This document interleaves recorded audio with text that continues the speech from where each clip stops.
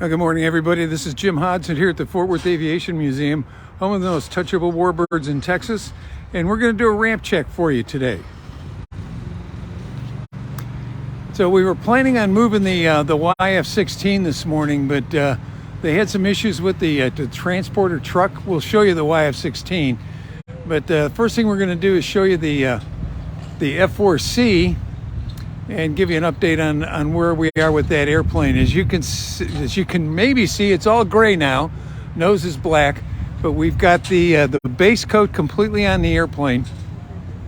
And what's a little hard to see is underneath the airplane we have the gray undercoat for the wings itself, which will be final paint.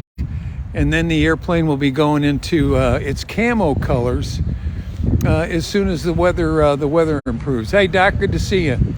So the F4 is coming along nicely.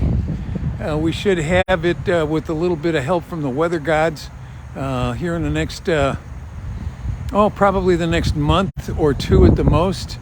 This Satan's Angel will be finished, and it will be in the Southeast Asia camo colors, which is going to be a real nice improvement, and finally getting it back to colors that it really belonged in all along.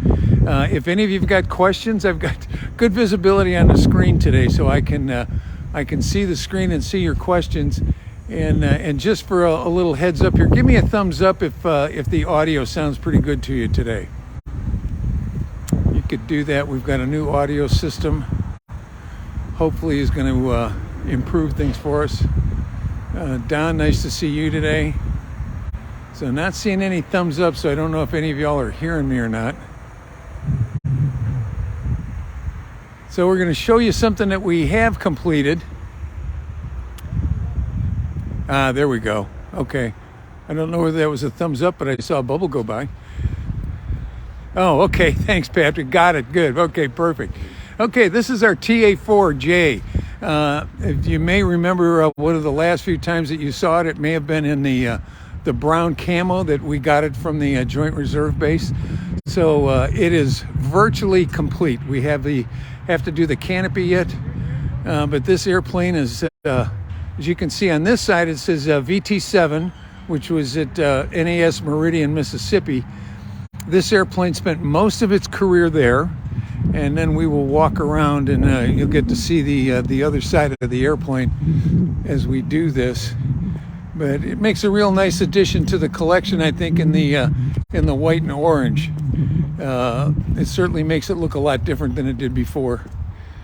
I've got a lot of hours in these. I spent time in them as a student, and I was also an instructor at VT22, trying to get you to see the whole side here and not be tripping and falling over stuff. But USS Lexington, we don't have any ideas as to how many traps this airplane has on the Lexington.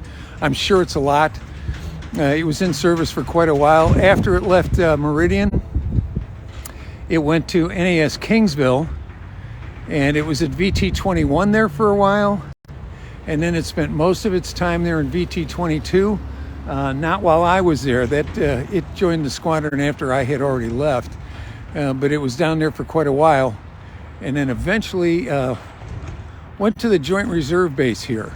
So it also went to Trey Wing 2, which was out of Corpus, but the airplane was still based out of NAS Kingsville. So this was an advanced jet trainer, and was in service until the Goshawks came along. But the guys have done a really nice job on this airplane. We've put it in a high gloss paint, which is what it was in and when it was in service. So although we've got a little dirt on it now from the rains we've had, it should keep it up. It says, do you have any Air America exhibits? Very little. If you're interested in Air America, I would suggest that you take a look over at UT Dallas. The Air America collection is at UT Dallas in their special collections area. They have got tons and tons of information on Air America over there. So that would be a great place to go do some research or just get in touch with them over there. We've dealt with those people off and on for years. Nice people, and they'll be glad to help you out. So We've fixed the slats up as we've talked about before, and that's a safety thing more than anything else, so that people don't get fingers pinched, and it's just another area for debris to get into. So let's see, what else can I tell you about this one? Really nice job on this. I tell you what, as long as I've got Kevin right here. Kevin, hold on a second. I'm going to get the other mic going, and then you and I'll just talk just a little bit. Okay. That should come up here. Let's see. Got Kevin Renshaw with us here today. They were hoping to move the airplane, and that'll come up in just a second. You'll see a bunch of little hieroglyphics on there. Yep. It's okay. Okay, Kevin, give him a test. Testing 1, 2, 3, 4. You hear me? You got Kevin? Give me a thumbs up if you got Kevin. They'll get to it. They got to find that button and punch it. I think it'll be fine as long as you're on. Hot. Yeah, good. So Kevin's with us. They've been preparing the YF-16 for transport. It's going to go up to Cowtown Aircrafters in Justin, just not today, right? So right. We had a problem with the lowboy trailer we're going to use. They couldn't get the brakes to release, so they worked on that today, and we're going to move it tomorrow. Okay. Get it up to Lanny at Cowtown Aircrafters. Well, as long as you're here in the airplanes here, let's walk over and we'll go ahead and Kevin can give us a briefing on where we are with the airplane. It looks a little different, I think, than what people have been seeing it. There's pieces off of it, it looks like. Yep. Probably the biggest thing since last time we did a live video was we've removed the canopy, and it's now over at PPG Aerospace in Grand Prairie, which used to be Techstar Plastics. And they are looking at replacing the yellowed, cracked, and it's perfect, overpainted canopy. So we've got the main canopy off. We figured out how to undo the pivot at the hinge there, and it was really only about 4 bolts that were meant to shear if you ever ejected the canopy. Oh, okay. And then the back transparency was in the same condition. It's 50-year-old plexiglass that had yellowed and crazed. Well, I think I can get them. They can get a little bit of a peek inside the cockpit. There's not really much there, is there? No, but the good news is the lab wanted to take all the weight out, so they pulled all the instruments, but they left the panels. We've still got all the right size holes and things to put the instruments back into.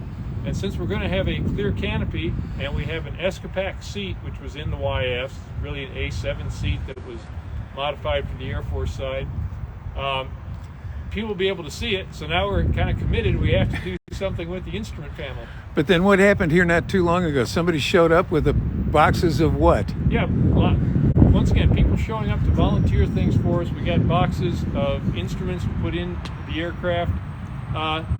They're really different vintage things from different generations of F-16. Really, some of the guys that are building their own home mock-ups have been trading things back and forth with Ben Guttery, our collections director, and we found some pieces we could use in this. Some of the things like airspeed and altimeter and artificial horizons are stock Air Force parts. Right. Not a problem to put those back in there. We've got the correct kind of stick with the right number of buttons and switches on it. The YF stick was much simpler than the production one. It didn't have the target designation switch, and the display management switch didn't exist at that time. So it's basically a trim coolie hat, a red pickle button, and a nose wheel steering switch is what's on there. Oh, that's pretty basic. It was actually like the A4 sounds a lot like. Yeah, it's really all you needed for this airplane at that time. Now, like I said, the production airplane grew more buttons and knobs and switches. Radar cursor controls and things were on the stick and on the throttle. So we'll be able to put together a representative cockpit. There's no wiring behind the panel. We're not going to worry about that. Right. We want to make it look good. We've got the frame for the HUD. We're going to have to fake some glass in the HUD. But it'll look right when we're done here. Well, now we've already moved some pieces up to Justin, to Cowtown. They've got the wings and the horizontal tails up there, and they've been priming and painting those, and they're going through all the stages. And next time we're up there, we'll get some video of that. The wings, even though they're painted red eventually, are getting painted white first. Right. Because that makes the red paint show up brighter if you have a white background instead of the green primer under it. So that's what Lanny's been working on, and getting our leading edge flaps attached. He's got the ventral fins also, so we'll have everything up there for him. And where's the nose? The nose section is still here. Okay. We've got the new fiberglass nose, which includes the correct YF radome shape and the avionics bay. Right. Because the lab had cut up the original structure to make it look like a production thing. They'd actually taken 15 inches off the existing structure. I'm going to turn around this way so they can see the airplane while you're talking. Yeah. So we've got the piece. We've had it fitted up on here. We've got some more sanding and finishing to do that we're going to work on here. And then we'll take it up to Lanny before the whole fuselage gets painted, and we'll have it all pulled together. Well, has there been any suggestion by Lanny as how long the process is going to take with him? It's going to be 3 or 4 months. At least. They're working on it as a side job compared to their day jobs up there.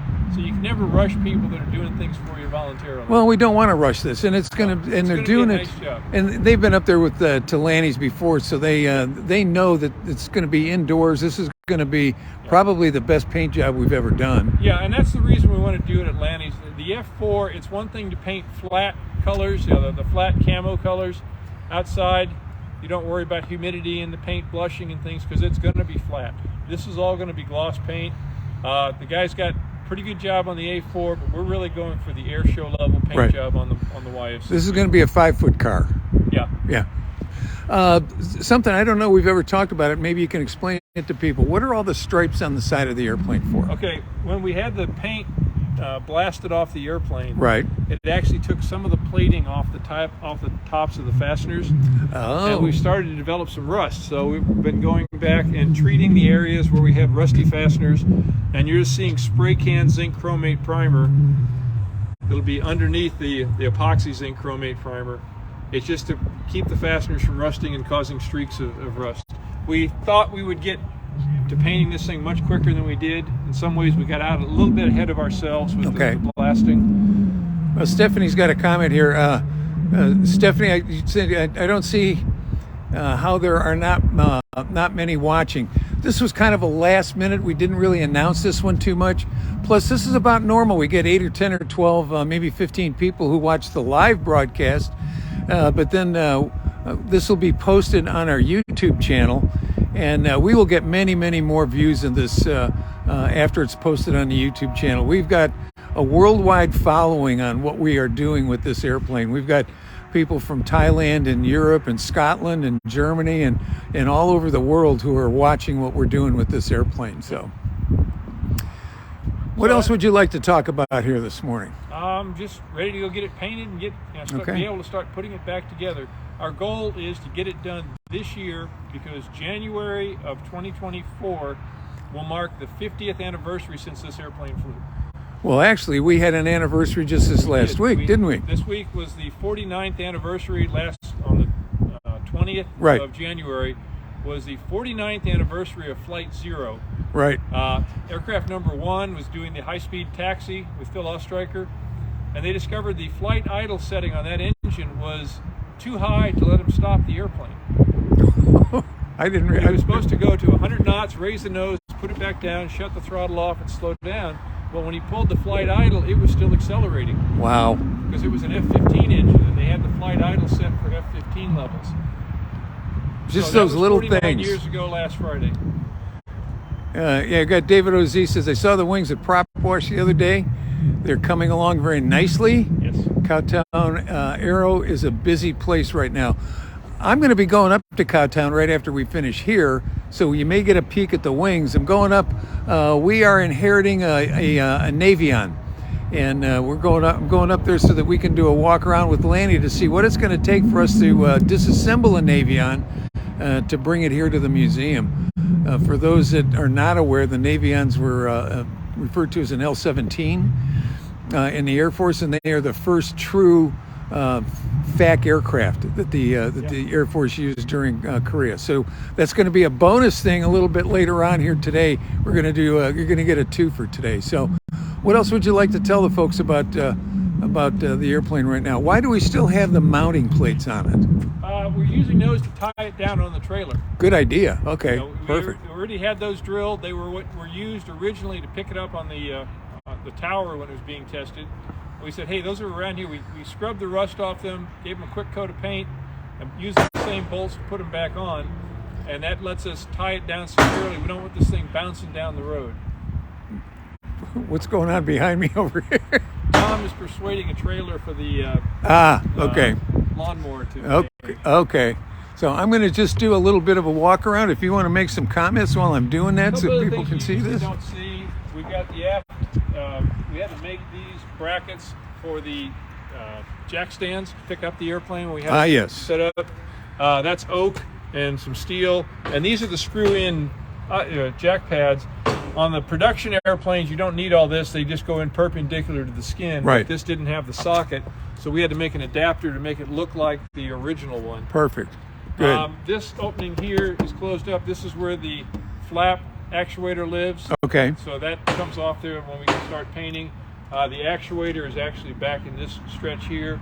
Similarly, we've got the horizontal tail pivot closed up here. Okay. We've had the speed brakes open at different times. Right. Clean those out in there. They're still in the original paint.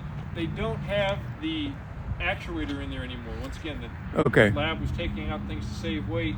So we've had to put some bolts in here. Otherwise, the speed brakes flop open on their own. No, we don't need that. No. We don't need that. So we bolted them shut. We can undo them if somebody really wants to see what's inside. We've got the nozzle over there. We're still thinking about how we're going to mount that. Okay. That's well after it's painted. That's kind of one of the last things to go in would be the nozzle. Hey, George, good to see you. Well, you guys have done an amazing amount of work. It's been just over 2 years now that we've had the airplane here. Yeah. And the transformation, I always have to kind of joke with people a little bit that I think when we originally got it, that the Air Force Museum thought we were going to slap a coat of paint on it, put it on a pole, and be done with it. And they've been surprised, pleasantly surprised, at the level of work and detail. And what people aren't seeing here is the level of detail and planning that you and Dave and Rick and Bill all went into on this airplane to do this job right. And this is a real credit to you all and what you've been doing here. And so the great part has been there have been people that wanted this airplane to succeed. Is that PPG has donated the paints. PPG Aerospace is doing the plastic for the canopy. Yeah. Other people have brought in parts that they found in their attics and things. TOs, tech manuals. Right. So it's really been a group effort. Continuing to work on this and looking forward to getting it put back together. Well, it's looking great, and this is part of the effort that we are also planning for right now, is to be able to put this indoors when we're finished with this or close to finishing with it, because we've got a collection of airplanes now. Some of them are extremely rare, extremely valuable from the standpoint that they're a one and only, and they need to be protected so that we not only don't waste the paint jobs, but that we protect the airplanes from weather events and that kind of thing. So anything else you'd like to tell everybody before we go away for the day? That's it for today. Okay. Come visit us. Yeah, come visit us. We're open Thursdays from 9 until 1. We're open Saturdays from 9 until 2. Sundays 11 to 3. And we've got a big event coming up in April, Hops and Props. Just going to start hearing about that. So let's see, I got David O.Z. Truly amazing effort and results. And a clapping hand. So thank you, David. Thank you. And thank you, Kevin. And you folks, I'm going to be heading up to Prop Wash, and so probably within a couple hours we'll do a second edition up there. But for now, from the Fort Worth Aviation Museum, home of the most touchable warbirds in Texas, see ya.